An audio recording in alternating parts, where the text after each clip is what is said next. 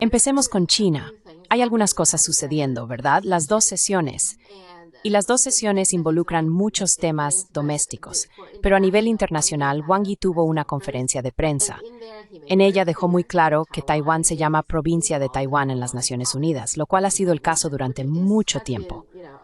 Pero por alguna razón, cuando lo dijo, recibió mucha atención. La otra cosa es que historias exteriores relacionadas con el Springman Riches there. Such as Volkswagen.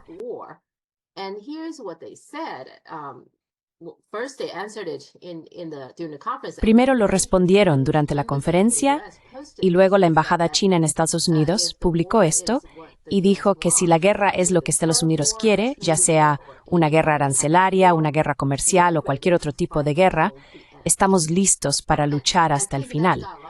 Y creo que eso llamó mucho la atención. Estoy seguro de que prestaste atención a esto, que muchos medios ven eso como un discurso muy duro y cosas así, un poco inusual, supongo. Todavía para los medios occidentales escuchar eso. Así que hay especulaciones, de acuerdo, China ahora es realmente dura y no tiene miedo de tener una guerra directa con Estados Unidos, etc. ¿Cuál es tu opinión sobre todo esto?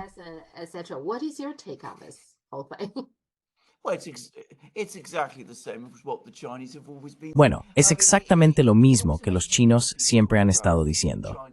Siempre me sorprende cuando la gente habla de que los chinos son duros y agresivos. Quiero decir, sobre el tema de ser agresivo, algunas personas están tratando eso como una declaración muy agresiva. Hay muchos comentarios y análisis que he estado leyendo sobre lo agresiva que fue esa declaración. ¿Me estás tomando el pelo? Solo lee lo que los funcionarios occidentales dicen sobre China todos los días. ¿Y vas a llamar a esto agresivo? Quiero decir, está completamente equivocado. Y nota, no está diciendo que China esté buscando una guerra. Está diciendo que si se impone a China una guerra de cualquier tipo, guerra comercial, guerra de aranceles, cualquier tipo de guerra, entonces China resistirá. Eso es todo lo que está diciendo.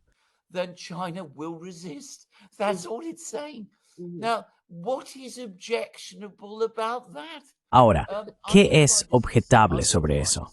No encuentro que esto es solo una declaración fuerte, pero es el tipo de declaración que uno esperaría que China hiciera, dada la clase de presiones que se le están imponiendo. Es Estados Unidos el que está hablando de aranceles sobre China. Es Estados Unidos el que ha estado hablando de guerras económicas. Se trata de guerras económicas que ahora se están discutiendo en todo Occidente, no solo por Occidente contra China, sino por partes de Occidente entre sí. Y si estamos hablando de Taiwán, bueno, es Occidente el que critica la cuestión de Taiwán todo el tiempo y no la deja en paz. Así que aquí están los chinos diciendo, miren, no estamos buscando una pelea, pero si vienen tras nosotros, estamos listos. Eso es todo.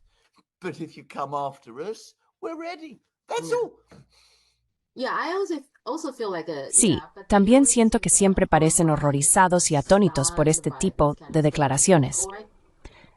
Todo lo que puedo decir es que supongo que China fue demasiado educada en el pasado, tal vez.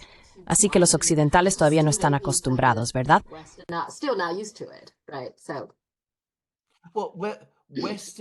Bueno, los occidentales no están acostumbrados a eso de parte de nadie. Las potencias occidentales, la cultura occidental, es que pueden ser tan groseros y agresivos con cualquiera como deseen. Y eso está bien, porque son las personas que tienen permitido ser así.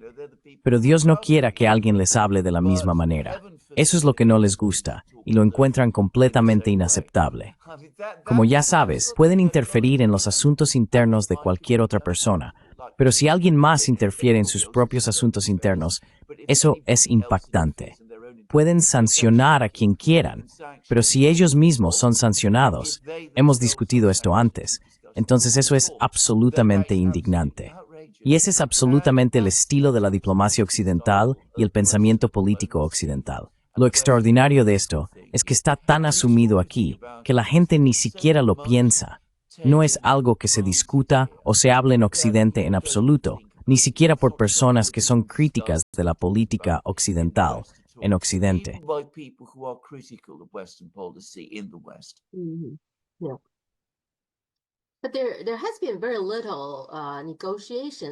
Pero ha habido muy poca negociación, al menos que sepamos, entre China y Estados Unidos, ¿verdad? Así que ha habido dos artículos que hablan sobre una posible reunión entre Xi Jinping y Donald Trump. Uno es del South China Morning Post. Decían que Trump expresó interés o incluso dejó claro que le gustaría reunirse con Xi Jinping dentro de los 100 días después de asumir el cargo. Bueno, eso lo situaría en algún momento de abril. Entonces, ¿es posible? Lo llaman información privilegiada, diciendo que posiblemente haya una reunión en abril. Inicialmente creo que Trump quería que Xi Jinping viniera a Mar-a-Lago, pero China piensa que Mar-a-Lago no es muy formal, así que ha habido alguna discusión sobre si será en Washington.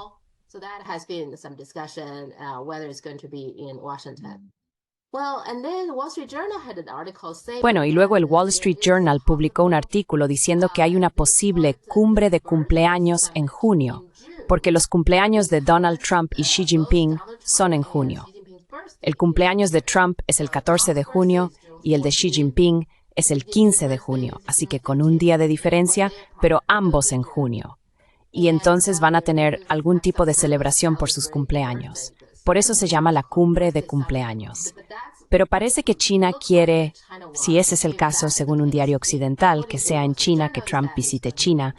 Nada de esto está confirmado por ninguna de las partes. ¿Cuál es tu opinión sobre toda esta charla? No lo están negando. Quiero decir, sé que no lo están negando. Quiero decir, lo primero que hay que decir es que es muy al estilo de Donald Trump. Y de nuevo,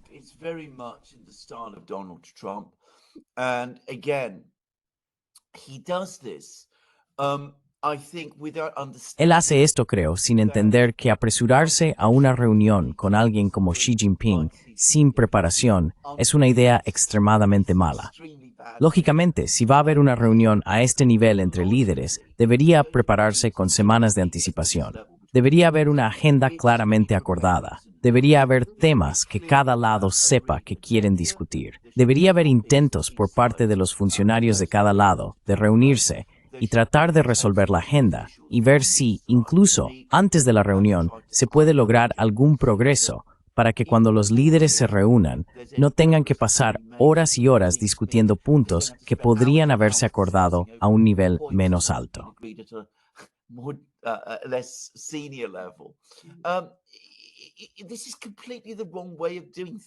Esta es completamente la manera equivocada de hacer las cosas. Abril, creo, es demasiado pronto, en realidad. Creo que lo mejor es esperar hasta junio. Olvídate del hecho de que justo tienen cumpleaños entonces. Eso es solo casualidad. No sé si los cumpleaños se toman en serio en China. No conozco ese aspecto de la cultura china. Pero no puedo imaginar que Xi Jinping vaya a programar reuniones cumbre con líderes mundiales alrededor de la fecha de su cumpleaños. Quiero decir, no creo que así funcione el gobierno chino. Así que junio es un momento mucho más sensato para tener una reunión. Prepáralo cuidadosamente con anticipación.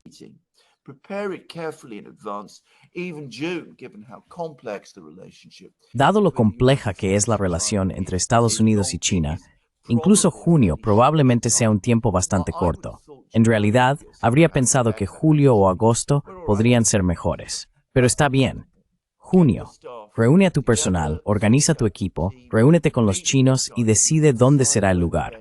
Podría ser en China. Personalmente creo que debería ser en China en lugar de en los Estados Unidos, porque son los míos los que están pidiendo la reunión cumbre. Entonces, dado que son los Estados Unidos los que están pidiendo la reunión cumbre, tiene más sentido para mí que los estados viajen a China en lugar de al revés. Quiero decir, eso me parece el protocolo normal.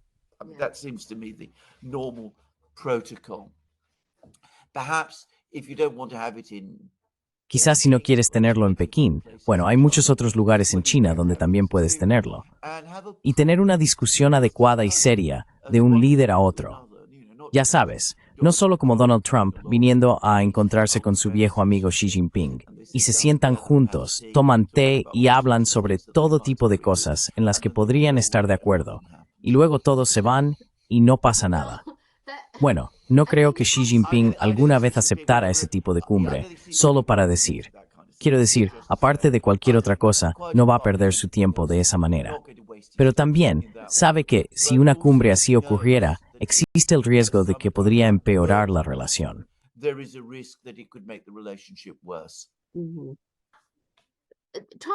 Ajá, Trump todavía cree en su toque personal en las cosas, encuentro.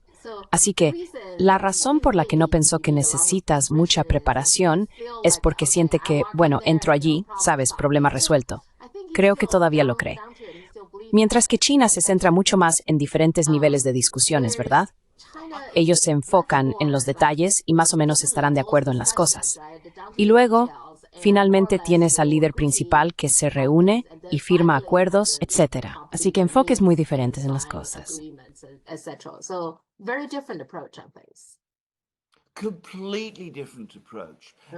Un enfoque completamente diferente. Y sabes, no es solo Donald Trump. Quiero decir, definitivamente él piensa así.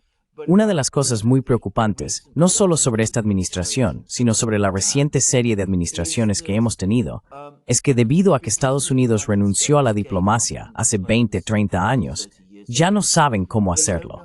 Ya no saben cómo negociar a nivel de superpotencia. Parecen creer generalmente que, ya sabes, podrían tener reuniones rápidas y todo podría acordarse y resolverse. Y luego puedes seguir adelante y todo estará bien.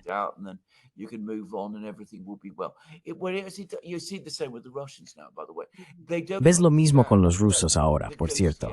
No entienden que la negociación debe llevarse a cabo de una manera muy cuidadosa y paciente. No puedes simplemente entrar y esperar que, ya sabes, llegas, te encuentras con Xi Jinping, pasas unas horas juntos, todo se resuelve y vuelves a casa y hay un gran desfile y todos te aplauden y el sol sale y las nubes se dispersan y todo está bien. No funciona así. Ciertamente no funciona así con China. Quiero decir, cualquiera que piense que sí no entiende a China en absoluto.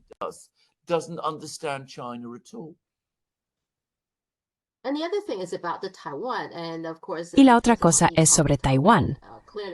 Y por supuesto, porque Wang Yi lo llamó Taiwán, afirmando claramente, ya sabes, que es una provincia. Además, combina eso con que no hace mucho tiempo China envió sus flotas de destructores 055 alrededor de Australia y cosas así. Así que todas estas cosas hacen que mucha gente dentro de China en las redes sociales chinas hable sobre si ahora es una cuenta regresiva para la unificación. Porque seamos sinceros, Xi Jinping definitivamente querría hacerlo antes de dejar el cargo. Creo que todos están de acuerdo en que eso va a suceder. Ahora, Xi Jinping tiene 71 años. Todavía es joven, relativamente hablando. Está bien, así que todavía tiene mucho tiempo. Pero también hay especulaciones de que probablemente no esperará hasta la próxima administración de Estados Unidos, lo que significa dentro de la administración de Trump. Eso parece ser el marco de tiempo. ¿Qué piensas de eso?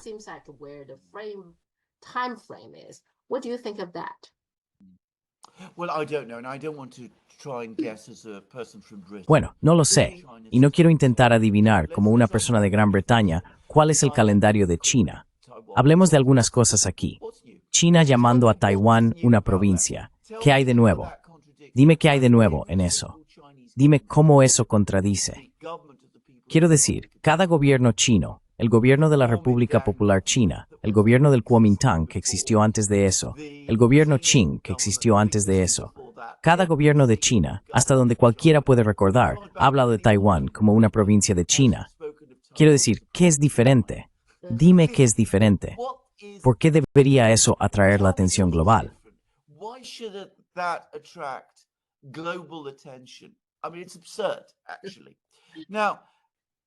Quiero decir, es absurdo en realidad. Ahora, sobre China, los movimientos de tropas y de flotas, claramente China está mostrando su fuerza. ¿Y por qué no lo haría, dadas todas estas amenazas y advertencias que hemos estado escuchando? Y si Xi Jinping y las autoridades chinas están diciendo, miren, ahora tenemos que decidir que esta política que hemos tenido antes de paciencia estratégica está agotada. Ahora tenemos que avanzar hacia la unificación y movernos mucho más rápido de lo que lo hicimos anteriormente. Nuevamente, ¿por qué es eso sorprendente? ¿Quién planteó la cuestión de la independencia de Taiwán? No China. Fue planteada por las potencias occidentales y en Taiwán mismo.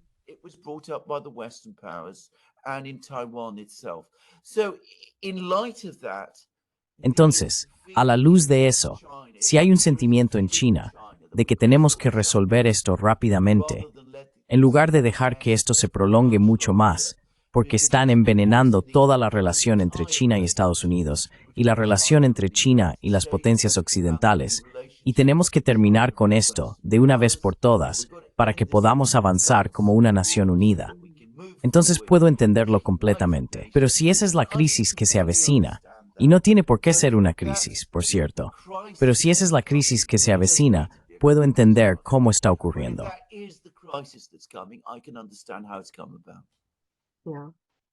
Sí, tal vez. Creo que esta nación se está volviendo más impaciente. Creo que hay un sentimiento, sí. Quiero ver que esto se resuelva. Sí.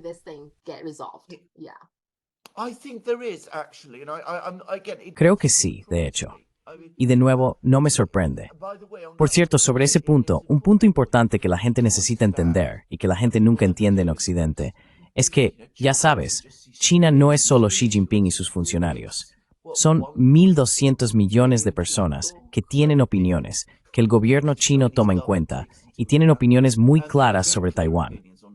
Quiero decir, me dijiste, en uno de los programas que hicimos, que nunca has conocido a una sola persona en China que tenga dudas sobre a dónde pertenece Taiwán. Así que cualquier gobierno chino necesita tener en cuenta este hecho.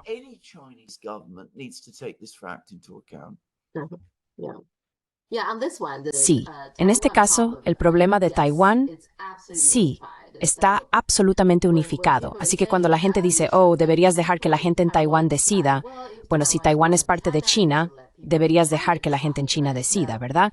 Y no puedes simplemente decir, está bien, la gente en Taiwán quiere esto. Bueno, ¿qué pasa con la gente en China? De todos modos, es parte de China. Exactamente. Sí, el presidente de Corea del Sur ahora ha sido liberado, pero no me queda totalmente claro.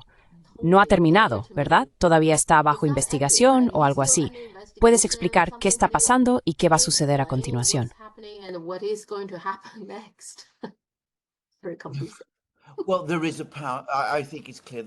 Bueno, creo que está claro que hay una lucha de poder en Corea del Sur entre la vieja guardia que todavía apoya al presidente Yoon y probablemente están muy profundamente implicados en el intento de golpe. Y yo los llamaría fuerzas democráticas, en realidad.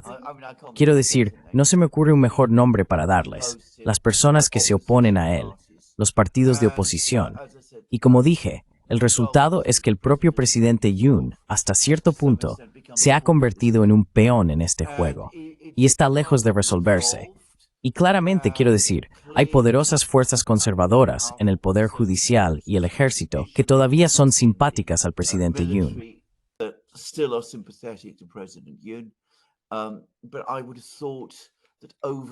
Pero habría pensado que con el tiempo, dado que el pueblo surcoreano ha dejado muy claro lo que siente por él, eventualmente esto se resolverá de una manera que termine con cualquier posición que todavía tenga en Corea del Sur.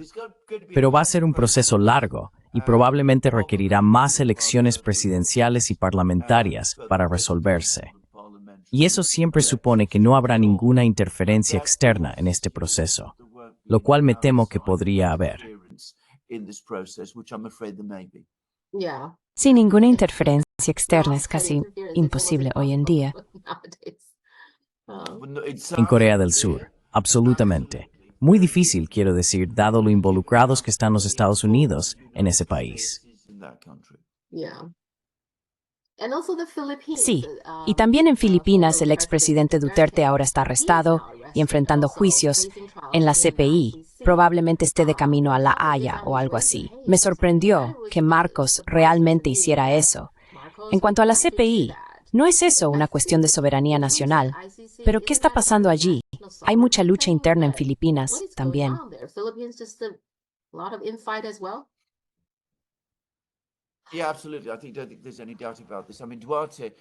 Sí, absolutamente. No creo que haya ninguna duda sobre esto. Quiero decir, Duterte, un hombre complicado, no siempre quizás una persona a la que apoyaría en todo lo que hizo, pero ciertamente alguien que hizo un punto de su independencia de los Estados Unidos, de todo el sistema global occidental, que buscó buenas relaciones con China. y ahora se encuentra siendo víctima del mismo tipo de persecuciones políticas y guerra legal y todo lo demás, y la instrumentalización, la militarización de la CPI que encontramos con tantos otros líderes políticos que toman su posición contra Occidente de alguna forma u otra. Y en cuanto al presidente Marcos Jr., bueno, quiero decir, él es claramente alguien que está ahí solo para hacer las cosas que le dicen que haga. Así que no me sorprende en absoluto.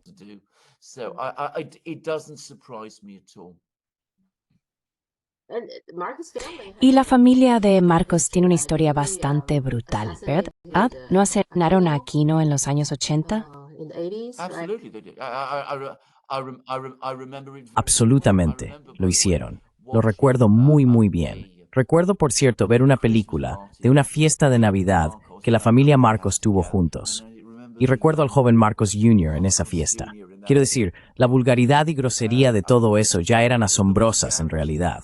Y recuerdo haber pensado en ese momento, ¿en qué tipo de persona se convertirá este chico? Bueno, ya veremos. De hecho, recuerdo haber pensado eso cuando lo vi.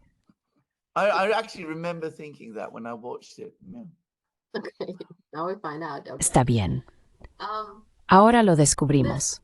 Sí, el Medio Oriente. Bien, entonces Siria acaba de tener una masacre. No encuentro ninguna otra palabra para describirlo.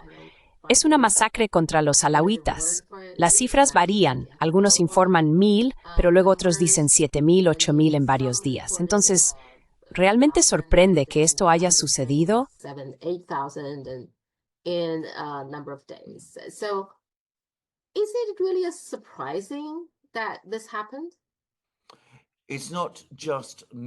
No solo no es sorprendente, es completamente predecible.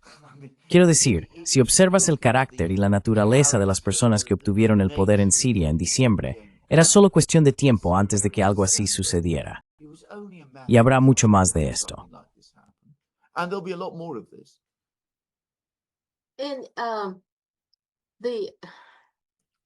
¿Cómo se llama el tipo? Al-Jolani, sí, Al-Jolani. Sí, ahora es el presidente al-Shara. Está bien, Al-Shara, está bien. Ahora, solían ser al menos parte de Al-Qaeda, pero ¿por qué Al-Qaeda, ISIS, quiero decir, son parte de esas personas, pero aún así Estados Unidos los apoya, ¿verdad? Sabiendo perfectamente qué tipo de personas son, pero Estados Unidos los apoyó abiertamente.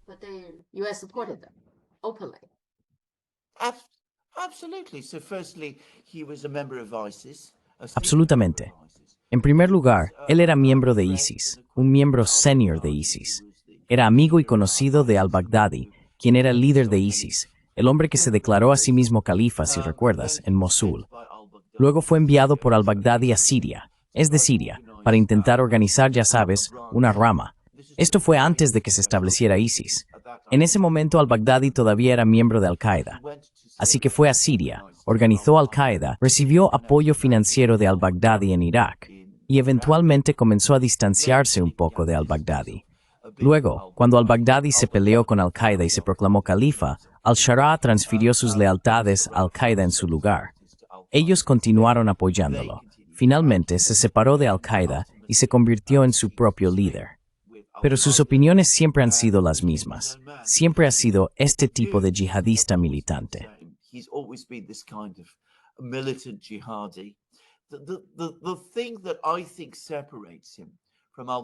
Lo que creo que los separa de Al-Qaeda y de ISIS es que mucho más abiertamente que esas dos organizaciones terroristas, se ha alineado con Turquía y es muy cercano a Erdogan. Así que creo que esa es realmente la única diferencia. En cuanto a su perspectiva, sus creencias son exactamente las mismas, pero es leal a Erdogan. Erdogan es su principal patrocinador y por lo tanto es susceptible de ser controlado por Turquía. Eso es todo.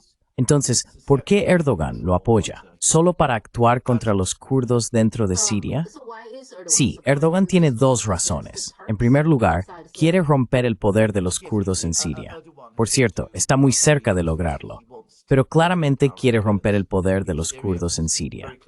También ha tenido planes a largo plazo para extender la influencia turca en el Medio Oriente. A menudo ha hablado de Siria como una antigua provincia del Imperio Otomano y ha estado obsesionado con esto. Así que quiero decir, ya sabes, La política neo-otomana de la que habla y todo eso. So, I mean, the neo-Ottoman policy that he talks about and all of that. En este caso, Rusia y Estados Unidos convocaron unión de emergencias de la ONU. ¿Cuál crees que es el objetivo aquí? ¿Qué pueden lograr? Very little, I suspect. And I think Muy we need to poco, be sospecho. to understand Y creo que necesitamos entender dos cosas. En primer lugar, los rusos, a pesar de que todavía tienen sus bases en Siria, no van a intervenir militarmente en Siria para intentar detener este proceso. Quiero decir, creo que desde la caída de Assad, no tienen a nadie en Siria con quien puedan trabajar de la manera en que podían trabajar con Assad para intentar mantener algún tipo de estabilidad allí. Así que no van a intervenir militarmente. Los estadounidenses, en todo caso, están dejando Siria. Así que creo que estas son dos superpotencias que se están retirando del país porque está roto, y cada una entiende que no pueden, ni por sí solas, ni trabajando juntas, volver a unirlo. Así que este es un ejercicio retórico por parte de los rusos y los estadounidenses para condenar lo que está sucediendo, pero no cambiará nada sobre el terreno. condemn what's happening, but it won't change anything on the ground. Bueno, si Estados Unidos y Rusia se van, entonces lo que queda es Turquía e Israel, y van a dividir Siria de alguna manera. Or come to conflict in Syria with O llegar a un conflicto en Siria entre ellos. Y esto es algo que les preocupa a ambos.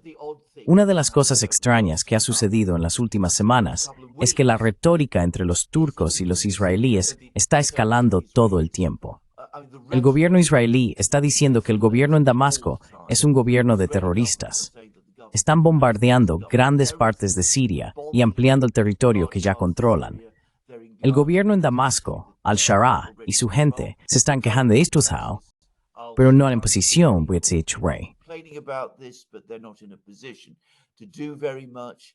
Turkey is worried that it's drifting into a conflict with Turquía está Israel. preocupada de que se esté deslizando hacia un conflicto con Israel. So very interesting. Israel está preocupado de que se esté deslizando hacia un conflicto con Turquía. Turks Así que muy interesantemente, tanto al-Shara, los turcos, que apoyan a al-Shara como los israelíes, están pidiendo a los rusos que se queden, porque piensan que si los rusos permanecen en Siria, eso introducirá una tercera parte poderosa que podría mediar entre ellos y evitar que la situación se descontrole.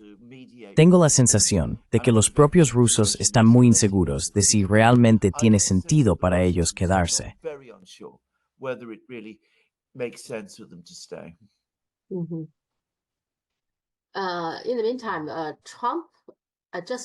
Mientras tanto, acabo de leer que la administración de Trump ha informado a los egipcios que van a recortar su ayuda militar porque Egipto se opone al plan de Trump de trasladar personas de Gaza a Egipto. ¿Qué opinas sobre eso? Well, again,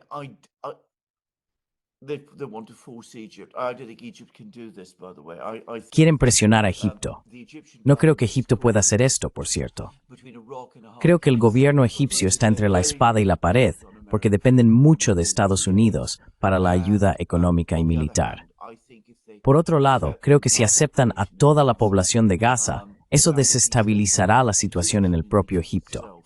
El gobierno en Egipto es muy frágil. Es una dictadura que llegó al poder como resultado de un golpe que separó al presidente lista de Egipto. Después por Smallbur, la hermandad musulmana. Egypt, who was of course a member of the Muslim Brotherhood.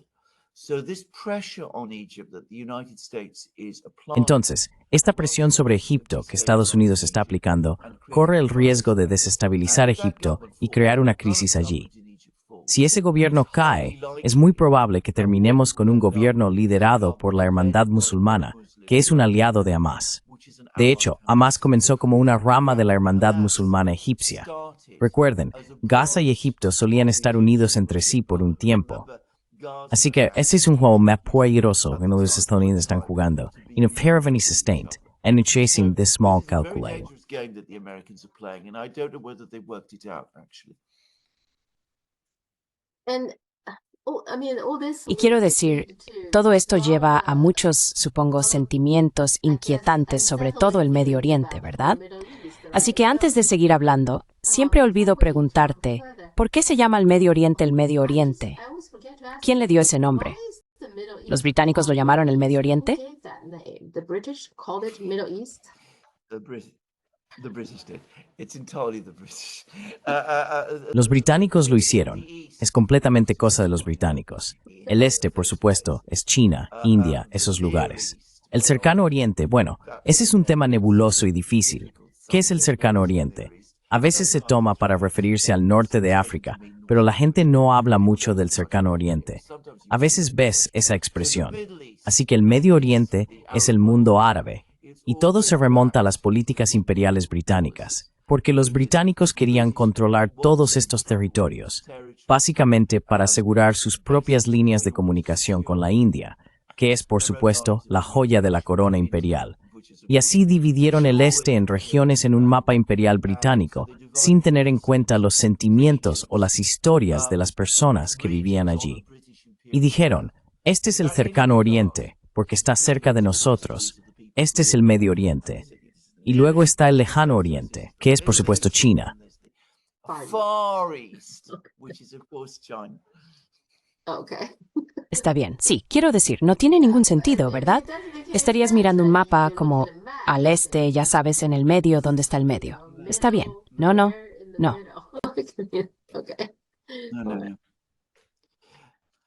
Deberíamos estar estos términos. Sí, deberíamos evitar usar estos términos. Europa. Claramente Estados Unidos quiere salir de la guerra en Ucrania, pero los europeos quieren continuar, ¿verdad? Pero parece que incluso los europeos no están unificados.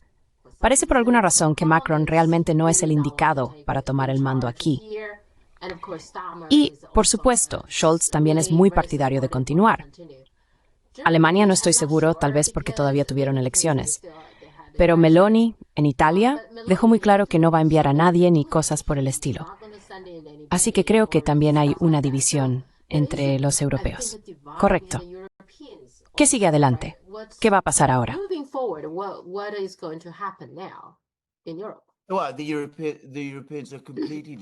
En Europa los europeos están completamente divididos entre sí.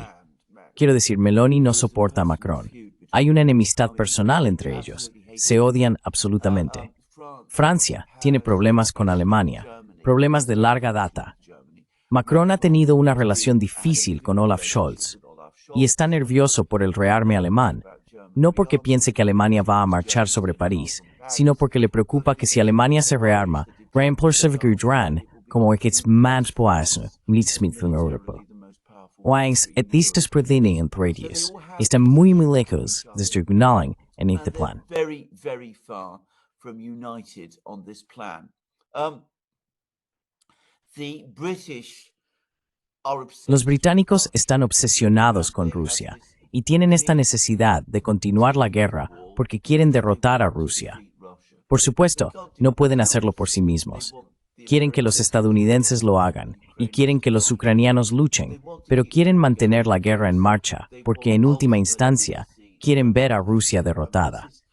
Quiero decir, esta es una obsesión que los británicos han tenido durante mucho tiempo y no van a renunciar a ella. Los franceses quieren liderar Europa, y la forma en que quieren liderar Europa es uniendo a Europa nuevamente en una cruzada contra Rusia. Esto es algo, por cierto, en lo que los países europeos a menudo se meten. Comienzan cruzadas contra Rusia. No es la primera vez.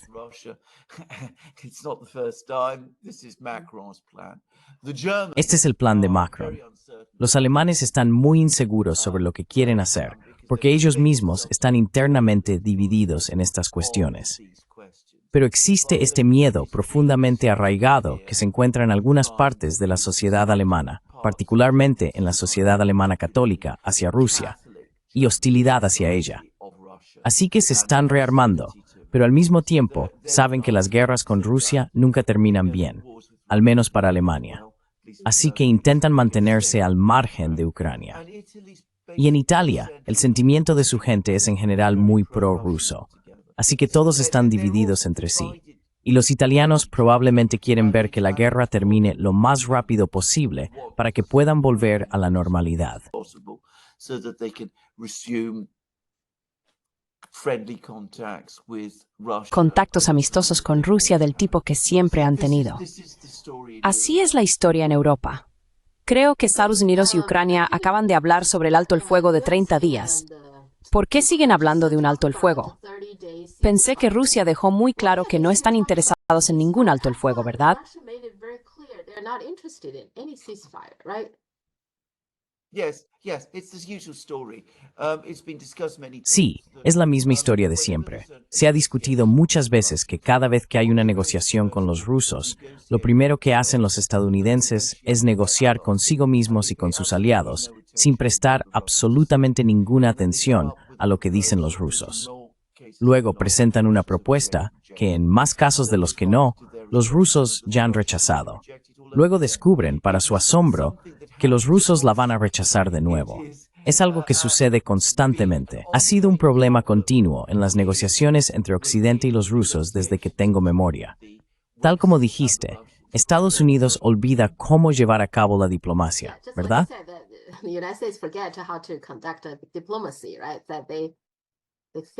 Piensan, bueno, eso es lo que creemos que funcionará y luego simplemente lo ponen sobre la mesa, creyendo que todos lo aceptarán, como... Exactly. I mean, what you do. Exactamente. Quiero decir, tal vez buscar un alto el fuego sea el objetivo adecuado. Reúnes a todas las partes, comienzas las negociaciones. Si las negociaciones van bien, entonces acuerdas un alto el fuego. Así es como se hace. No lo haces al revés. Primero tienes el alto el fuego y luego tienes las negociaciones. Eso realmente no tiene ningún sentido. Pero es, nuevamente, muy al estilo americano. But it's, again, very much the American style. Parte de la razón por la que creo que la política exterior de Trump es tan caótica es que encuentro que él mismo personalmente no está tan interesado. Realmente creo que está más, como dijiste, enfocado en asuntos domésticos. Pero hasta ahora, ¿cómo ves su agenda doméstica? ¿Qué opinas de todo este caos? Quiero decir, hay caos con el Departamento de Justicia y todo, probablemente podamos llamarlo algún tipo de reforma que Trump está impulsando. ¿Cuál es tu sentimiento sobre si logra algo?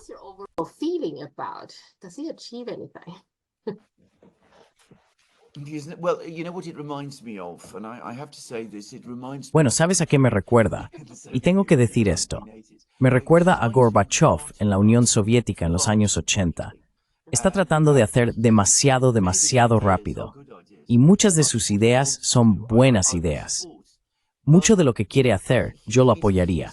Pero me parece un hombre mayor con prisa, como decimos en Gran Bretaña. Esa es una expresión que tenemos, que está tratando de hacer todo a la vez y no se puede hacer así. Debería haberse centrado primero en controlar el establecimiento de política exterior, porque de ahí venía el peligro para él. Eso fue lo que creó todos estos problemas en su primer mandato. Debería haberse concentrado primero en eso. Luego debería haber tenido sus negociaciones con los rusos y los chinos. had his negotiations with the Russians and the Chinese, and this should have been in order to stabilize the. Y esto debería haber sido para estabilizar la situación internacional, Taiwán, Ucrania y todo eso. Y eso habría sido una tarea de al menos, diría yo, 2 años. Quiero decir, no logras todo esto en unas pocas semanas. Es una negociación de 2 años con los rusos y los chinos. Así que eso nos lleva al tercer año de su mandato. Luego comienzas con las reformas internas más profundas. Es entonces cuando gradualmente has trabajado hasta la posición de introducir aranceles y hacer ese tipo de cosas. Recuerda, si resuelve las cosas con los rusos, por ejemplo, puede levantar las sanciones sobre el comercio de petróleo ruso. Eso baja los precios del petróleo. Eso fortalece la economía interna en los Estados Unidos. Eso lo habría puesto en una posición más fuerte. States that would have put him in a stronger position, and then he starts reforms in the last year. Y luego comienza las reformas en el último año de su presidencia. En ese momento, propone entregar el poder a Shady Vance. Eso habría sido una manera mucho más sistemática de hacer las cosas que está haciendo. Pero como dije, es un hombre mayor con prisa. Sabe que solo tiene 4 años y está tratando de hacer todo a la vez. No tiene un equipo fuerte a su alrededor. No quiero decir que las personas a su alrededor no sean inteligentes, pero para llevar a cabo una reforma de esta magnitud, no solo necesitas personas inteligentes en unos pocos departamentos. Básicamente, necesitas tener toda una secretaría y cancillería, y personas así que lo mantengan todo unido en el centro y elaboren todos los planes diversos. Y por supuesto, no ha mostrado ningún interés en crear un grupo de personas así en absoluto.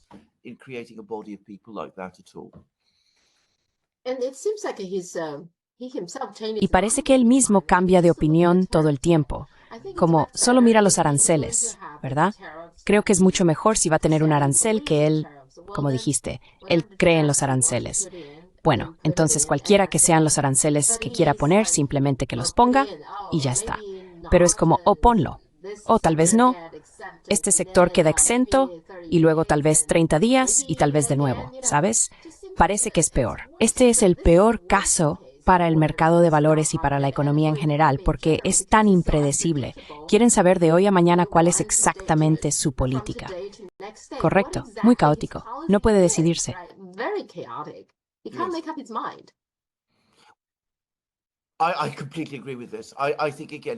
Estoy completamente de acuerdo con esto.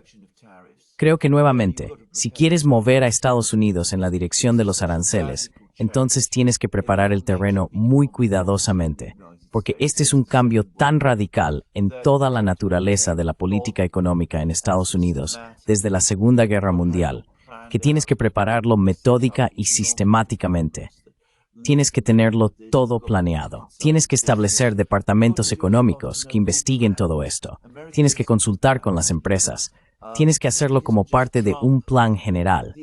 América ya no hace planes. No es solo Trump.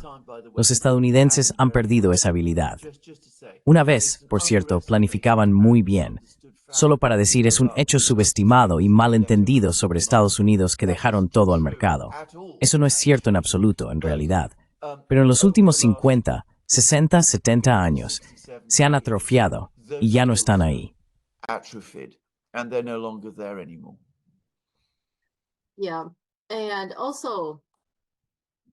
Sí, y también creo que dentro del movimiento MAGA hay una tensión entre el MAGA azul y el MAGA rojo, lo cual creo que es nuevo. La última vez que Trump estuvo en el cargo era más o menos solo un MAGA rojo, ya sabes, la gente de Steve Bannon. Pero esta vez trajo a Elon Musk, a quien muchas personas llaman el MAGA azul. Y ha habido informes de que Musk tiene algunos problemas con otros miembros del gabinete, por ejemplo, Marco Rubio y Duffy, el secretario de Transporte. Así que ya hay una discusión ahí.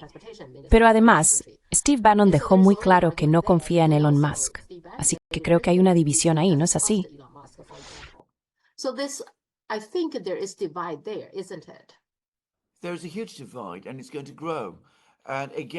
Hay una gran división y va a crecer.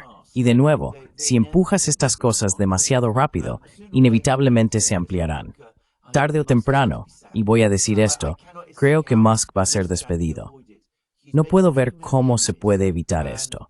Está haciendo demasiados enemigos y el propio Trump lo va a ver como un problema. Se le ha dado demasiado poder en la administración y está llevando a resultados que no son políticamente buenos para Trump y quizás para los Estados Unidos en su conjunto.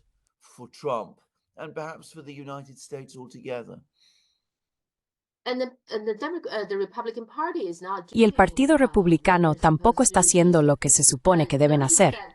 Fíjate que ni siquiera tienen un presupuesto todavía, ¿verdad? Por ley, deberían tener un presupuesto. Como el octubre pasado, deberían tener un presupuesto, pero aún no lo tienen. Creo que acaban de aprobar un proyecto de ley de gastos temporales, que no es el presupuesto, ¿verdad? No. Entonces, ¿hay alguien realmente al control del gobierno? Quiero decir, tienen procesos. Necesitan hacer cosas.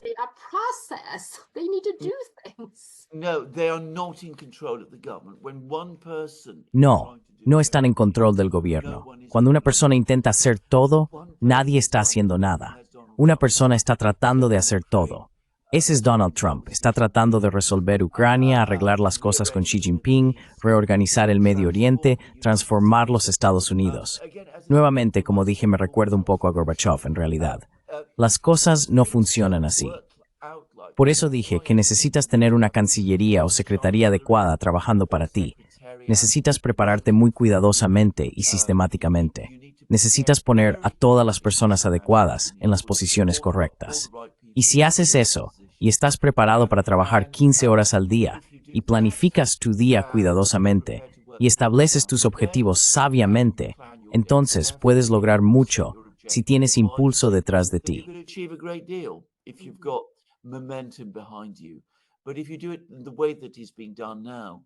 Pero si lo haces de la manera que se está haciendo ahora, entonces, como dije, es más probable que las cosas comiencen a desmoronarse. Tengo que decir esto. Para mí, Trump se parece cada vez más al Gorbachev de América. Al igual que Gorbachev, entiende que la dirección anterior que América ha estado siguiendo es insostenible, que llevará a una crisis. Está tratando de reformar el sistema y su política exterior, a veces de una manera muy idealista, lo cual es muy parecido a Gorbachev nuevamente, básicamente para preservar el sistema. Pero lo que realmente está haciendo es desorganizarlo y desestabilizarlo.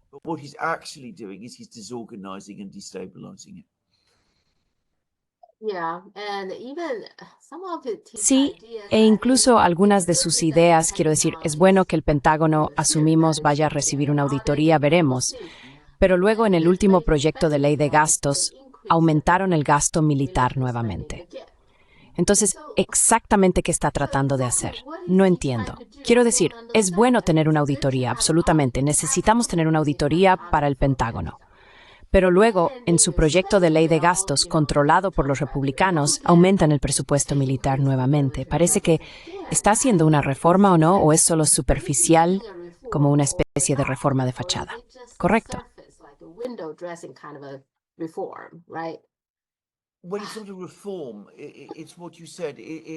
Cuando se trata de reformas, es lo que dijiste. Es más caos que reforma. Quiero decir, el problema subyacente de los Estados Unidos en realidad es su presupuesto. Creo que una cosa que se ha vuelto muy clara en las últimas semanas es que los Estados Unidos han perdido el control de su presupuesto. Por cierto, en la Unión Soviética era exactamente lo mismo. La Unión Soviética tuvo una sucesión de líderes débiles. No tenían la capacidad de sentarse y trabajar las cosas durante 15 horas al día, como un líder debe hacer. Y así, comenzando desde finales de los años 60, pero empeorando particularmente a finales de los 70 y 80, ya no había una presupuestación adecuada.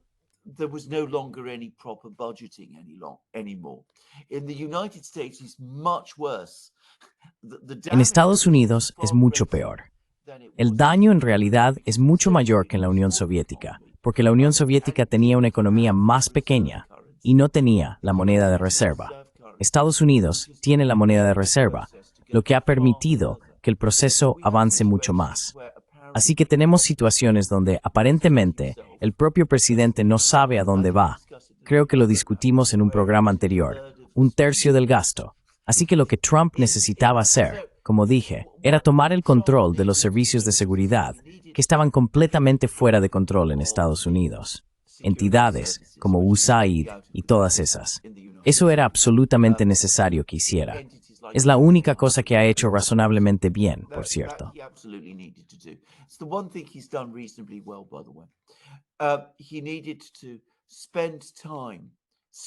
Necesitaba dedicar tiempo a estabilizar la situación internacional. Y luego sí necesitaba llevar a cabo reformas. Una de las más importantes era que necesitaba abordar los problemas del presupuesto. Pero eso requiere nuevamente un trabajo muy arduo. Necesita personas como un buen secretario del Tesoro, obviamente. Necesita un buen equipo en el Tesoro. Tengo que decir que se requiere un grado de cooperación en el Congreso, lo cual sería muy difícil de obtener en cualquier momento. Y también necesita honestidad con el pueblo estadounidense, diciéndoles, ya sabes, esta es una situación insostenible. No es solo que estamos gastando de más, estamos gastando incluso más de lo que pensamos porque ya no controlamos nuestro presupuesto. Probablemente estamos gastando dinero que ni siquiera tenemos.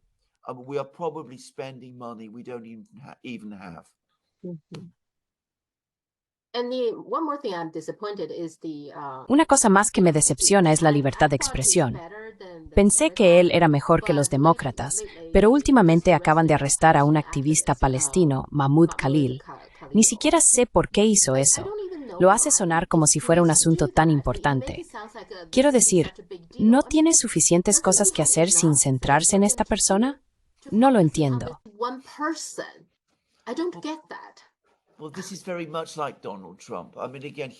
Bueno, esto es muy parecido a Donald Trump.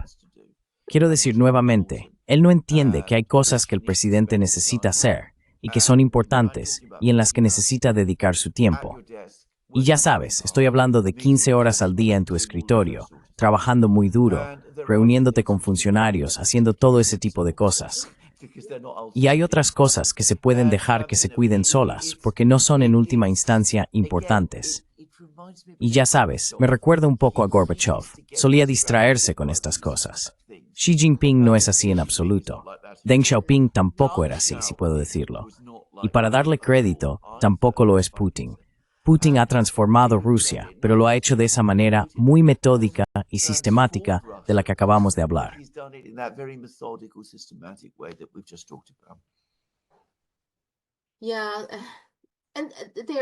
Sí. Y las personas que están trabajando en esto parecen muy desorientadas. Todavía están diciendo como, oh, él tiene una visa de estudiante, sabes, está haciendo esto y aquello mal, necesitamos deportarlo. El tipo en realidad tiene una tarjeta verde. Así que eso creó un gran pánico entre muchos titulares de tarjetas verdes, como, oh, están yendo tras los titulares de tarjetas verdes, que es residencia permanente. Sí. Y luego hay personas que dicen, bueno, podrían no detenerse ahí. Tal vez incluso si eres ciudadano, no estás seguro. Así que creó una especie de pánico innecesario, encuentro, en todo el asunto. Está poniendo a todos en pie de guerra, inquietos y luego muy críticos con él, por violar la primera enmienda y todo ese tipo de cosas. ¿Para qué? ¿Sabes? ¿Qué logra con todo esto?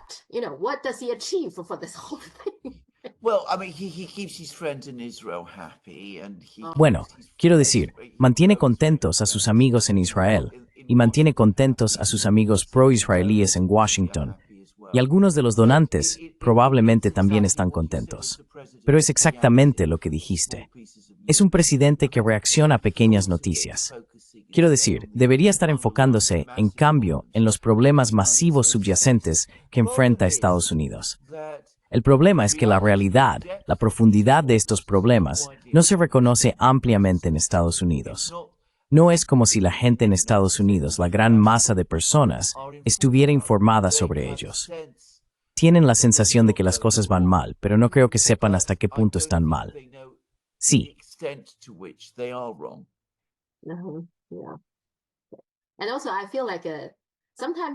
Y también siento que a veces tienen una obsesión, no solo Trump, sino sus amigos israelíes. Ahora mismo creo que tienen una obsesión contra la Universidad de Columbia. Recuerda, tuvieron una audiencia para algunas otras universidades, Harvard, Penn y tal vez MIT. Así que creo que los otros 3 presidentes se fueron. El de Columbia es el que sobrevivió. Creo que ella sobrevivió, y aunque no fue simpática con los estudiantes en absoluto, todavía quieren que se vaya, creo. Al final, la Junta de Columbia supongo decidió que hizo lo suficiente o algo así, así que no la dejaron ir. Creo que a algunas personas simplemente no les gusta eso, solo quieren que se vaya. Y como no lo hizo, ahora están creando problemas. Creo que eso es parte de ello también.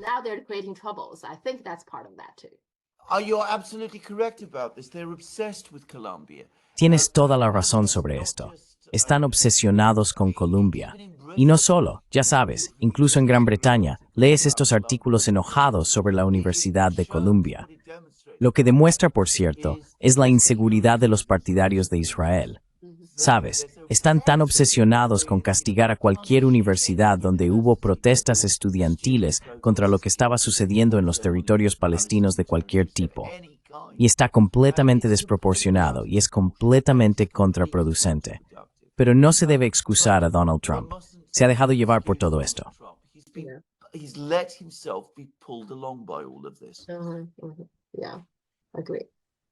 Sí, estoy de acuerdo. De acuerdo.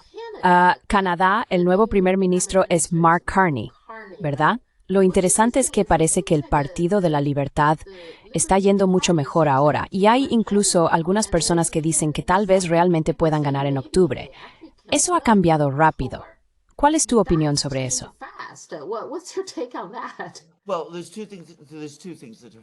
Bueno, hay dos cosas que han sucedido. En primer lugar, hemos tenido esta presión de Donald Trump, y él está hablando de absorber a Canadá y todo eso. Eso ha creado una reacción patriótica, y el Partido Liberal se ha beneficiado de ello, porque muchos ven a los conservadores como demasiado cercanos a América y demasiado cercanos al propio Donald Trump. Así que ese es un factor que no debe subestimarse. En segundo lugar, han desechado a un primer ministro profundamente impopular y muy polarizador, Justin Trudeau, y han propuesto a un tecnócrata insípido, o eso creen, que es Mark Carney. La gente está diciendo, oh, qué gran alivio. Ahora tenemos a Mark Carney, y esto hace posible votar por los liberales nuevamente.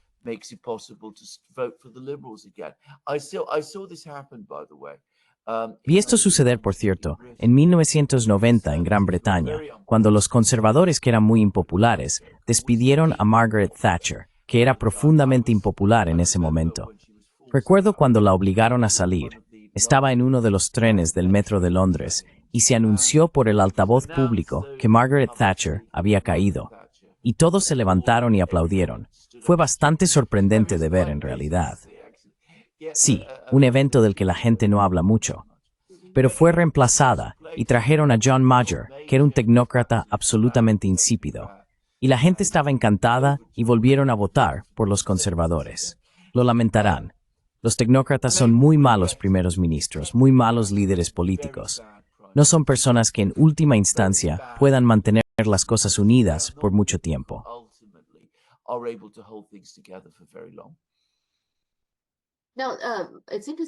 Ahora, es interesante que estés hablando de Margaret Thatcher. Yo también lo recuerdo. Fue muy dramático. En Canadá no creo que esperáramos eso. Ella tuvo una reunión en la UE, ¿verdad? Y de alguna manera fue casi como un golpe interno contra ella o algo así, ¿no?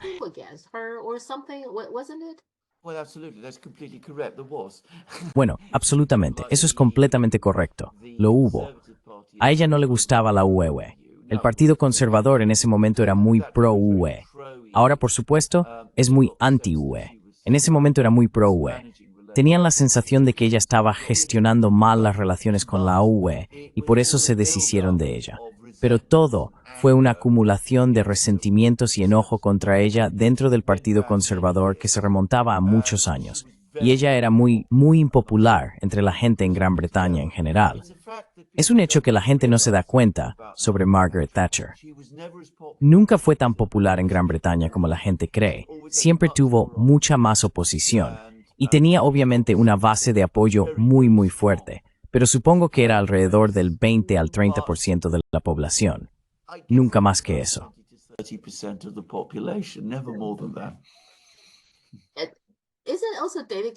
¿No es también David Cameron quien, ya sabes, perdió su trabajo porque parece que este problema de la UE es un tema constante para el Partido Conservador? No pueden decidirse, me parece.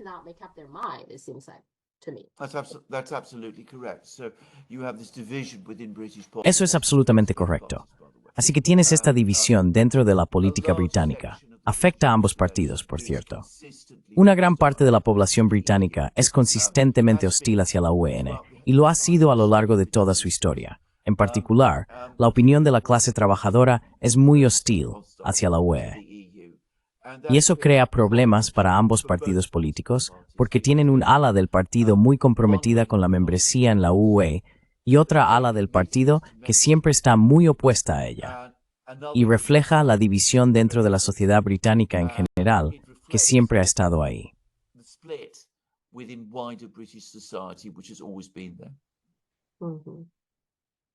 Sí, Theresa May, ¿verdad? ¿También fue afectada por eso? Sí, absolutamente.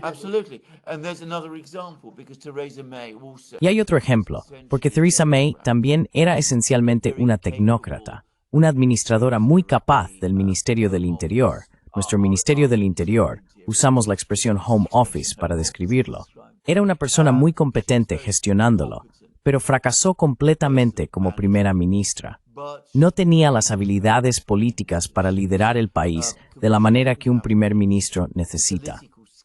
Debo decir que Mark Carney es alguien que conocemos muy bien en Gran Bretaña, porque aunque es canadiense, fue traído a Gran Bretaña y se convirtió en gobernador de nuestro Banco Central por un tiempo, el Banco de Inglaterra. Governor of our central bank for a time, the Bank of England. And the result was that Y el resultado fue que obtuvimos una muy buena impresión de él. Estaba muy cerca del Partido Laborista, solo digo. Y aunque, como dije, es principalmente un tecnócrata muy político. Básicamente hizo lo que el Partido Laborista quería que hiciera. La mayoría de la gente piensa que era bastante competente, pero no inspirador. Para ser honesto, no creo que vaya a ser la persona adecuada para abordar los muchos problemas de Canadá. Probablemente, pero popular un tiempo, a veces 21 año 2, o luego se desfantó. maybe about a year, 2 years, and then it will fade. Entonces, ¿crees que si el Partido Laborista gana en octubre, él seguirá siendo el primer ministro y no solo de transición? No, he will be the prime minister. If he leads them to victory, he will No, definitely be the prime él será el primer ministro. but Si los lleva a la victoria, definitivamente será el primer ministro. Pero como dije, es poco probable que su popularidad dure mucho tiempo. Trudeau, Mientras que Trudeau, pienses lo que pienses de él, y a mí no me gustaba en absoluto. Sí tenía una especie de carisma, que yo mismo no entendía, pero que había que reconocer, que llegaba a muchas secciones dentro de la sociedad canadiense. reach out Carney no va a ser to así. many sections within Canadian society. Carney's not going to be like that. Que es imposible en un líder perfecto, ¿no es así? Bueno. Well, there is no such thing, and one should not look for one. No existe tal cosa, y uno no debería buscarla. Pero un buen líder debe tener ciertas habilidades. En primer lugar, el líder necesita tener un sentido de los sentimientos del pueblo. Daré un ejemplo de China. Quiero decir, cuando Xi Jinping se estaba moviendo hacia la posición más alta, entendió que había dos temas que eran muy importantes para el pueblo chino. Estoy seguro de que hay muchos temas que son importantes para el pueblo chino. Había dos que les interesaban particularmente en ese momento, de los que otros líderes no hablaban, en la medida en que la gente en China quería que se hablara. People in China wanted them to be talked about. One was pollution and the problems of, and the Uno era la contaminación y sus problemas, y el otro era la corrupción. Y así lo entendió, y no solo lo entendió. Lo que lo hizo exitoso fue que compartía los sentimientos de su pueblo sobre esto. Y eso le dio una conexión. Eso mostró que tenía una conexión con ellos. Así que esa es una cualidad importante de un líder político, que tiene ese sentido de hacia dónde va la gente, y sabe cómo adelantarse a eso. Además, y no puedo enfatizar esto lo suficiente, tiene que estar preparado para ser muy duro. and I can't emphasize this enough. He has to be prepared to work very hard. Sí quiero decir, no es fácil ser un líder, ¿verdad? No, no, it's not. It's not easy. No, no es fácil, pero también es algo que de nuevo un buen líder disfruta. Alguien que lo odia, alguien que no quiere ser líder, que es muy infeliz haciendo esto, va a ser un líder muy malo y se va a distraer. Bueno, quiero decir, tienes muchos ejemplos de esto en la historia china. Todos esos emperadores, por ejemplo, en el pasado, que no estaban interesados. ¿No hubo uno que durante 20 años básicamente se negó a hacer su trabajo? Fue Wan Li, quiero decir, ya sabes, durante la dinastía Ming. Wan Li, ajá, sí. Wan Li quiere decir, ya sabes, no puedes tener líderes así. Well, Wan Li, I mean, you can't have leaders like that. I mean, that is a disastrous situation. So you Quiero have to decir, have esa es una someone situación who desastrosa. has that Así que tienes que tener a alguien que tenga ese sentido de realización que proviene de un gobierno fuerte. Y quiero decir, hay personas así, personas que trabajarán 15 horas al día y se convierte en su vocación y su vida. Ahora, Putin tiene esa cualidad. Xi Jinping definitivamente la tiene. Quiero decir, sé mucho menos sobre Xi Jinping de lo que sé sobre Putin. Pero puedo decirte algo. Un hombre que está tan bien informado como Xi Jinping, tan bien informado como él y tan estructurado como Xi Jinping, es un líder que trabaja muy duro. as Xi Jinping is a leader who works very hard. Sí, simplemente tienes que esforzarte. Simplemente forzarte. Nada sucede por sí solo. By itself. Se nota, de hecho, si miras a Biden, no creo que a Biden le guste tanto la parte de liderar. Quiero decir, le gusta el privilegio, ¿verdad? Oh, ser el presidente de los Estados Unidos. Por supuesto, es agradable. Pero hay mucho trabajo que viene con eso. No creo que Biden mismo disfrute esa parte. Exacto. Sí, Bueno, quiero decir, esa es la otra trampa en la que caen muchos líderes. Se obsesionan con lo que en Gran Bretaña llamamos las apariencias del poder, en lugar de su sustancia. Ya sabes, la apariencia, las bandas que te reciben, las banderas que ondean cuando apareces, ese tipo de cosas. Si te interesas demasiado en eso, entonces tampoco vas a tener éxito. Quiero decir, no puedes ignorarlo completamente, porque de nuevo la gente quiere que seas digno. Quieren verte como un líder.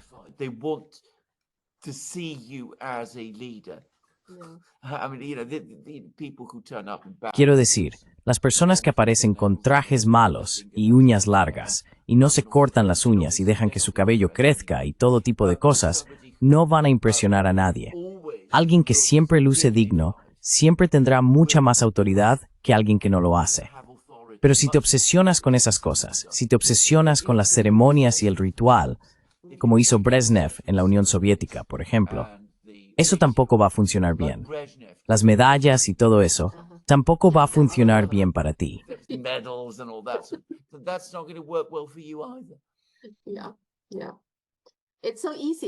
Sí. Es tan fácil, sin embargo, especialmente en el mundo de hoy, con tantos medios todo el tiempo. Muchas veces solo prestan atención a la superficie, a lo cosmético, no al trabajo concreto, ¿verdad? Que es la parte difícil, pero no se enfocan en eso, ¿sabes? Sí, el trabajo duro es lo más importante, pero siempre necesitas tener esa sensación, ese sentido del pulso de tu nación. Y siempre puedes distinguir a los líderes que lo tienen de aquellos que no.